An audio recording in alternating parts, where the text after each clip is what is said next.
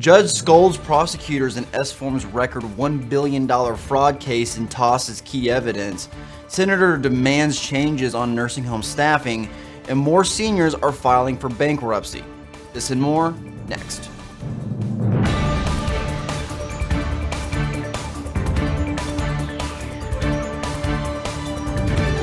You're watching LTC News with Dane Henning. Welcome to CNA TV Long-Term Care News. I'm Dane Henning. Today is Wednesday, August 22nd, 2018. Federal prosecutors aiming to take down the alleged perpetrator of one of the largest Medicare fraud schemes in history may have been dealt a blow. That's because Magistrate Judge Alicia Otazo Reyes has thrown out key evidence in the government's case against Miami Beach businessman Philip Esformes. She railed against prosecutors' alleged misconduct in trying to take down the former senior care leader. Otazo Reyes' scathing remarks were tied to the FBI and Justice Department's 2016 search of Esformes' North Miami assisted living facility.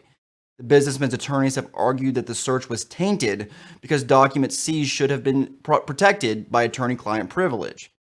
The judge has ruled to suppress that evidence along with a recording of a conversation with Esformes obtained through a wiretap.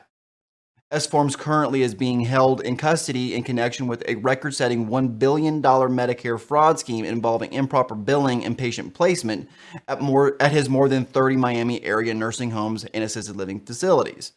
In early 2017, bribery charges were added to the case against Esformes, claiming he paid a state regulator to find out when surveyors would visit. The Miami Herald noted that Otazo Reyes' ruling does not derail the federal trial. If convicted, he could face life in prison.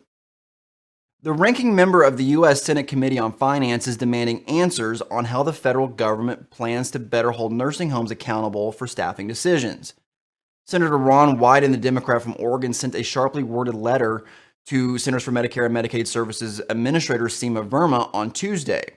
His concerns stem from the front-page New York Times article published in July, which concluded that payroll records provide the strongest evidence that over the last decade, the government's five-star rating system for nursing homes often exaggerated staffing levels. Wyden noted in his letter that the healthcare system has evolved greatly in the decades since the rating system was established. He believes the federal government must do the same with how it measures nursing home quality.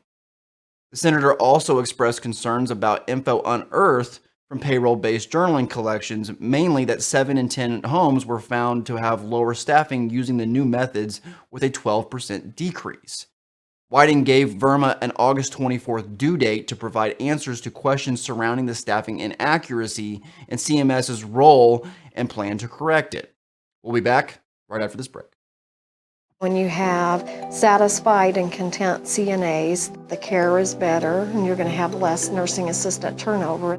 So many times I think they're just, in the trenches and nobody hears, nobody cares about them, and it's not true. It's simply not true. And this organization helps them gain that voice and helps them be heard. We're awesome, and I'm going to hold my head high, and I'm going to ride this magic carpet, and I'm going to change the world. That's what NACA did for me. For more information, visit us online at nacacna.org or call 417-623-6049.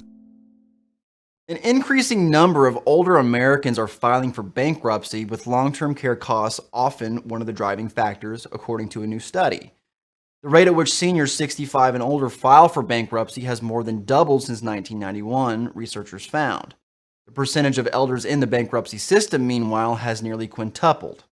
Data derived from the Consumer Bankruptcy Project shows that seniors report they're struggling with inadequate income and unmanageable costs for health care, meaning more seniors will need to be covered through Medicaid for their long-term care services. The Detroit Free Press reported that surging bankruptcies for elders correspond with a drop in retirement benefits across the country, with many companies phasing out pension plans. Policymakers are challenged with figuring out a way to respond to this trend as medical costs swell and population rapidly ages. This has been your long-term care news update. Stay tuned for CNA TV's coverage of the 2018 Key to Quality Awards Red Carpet later this evening.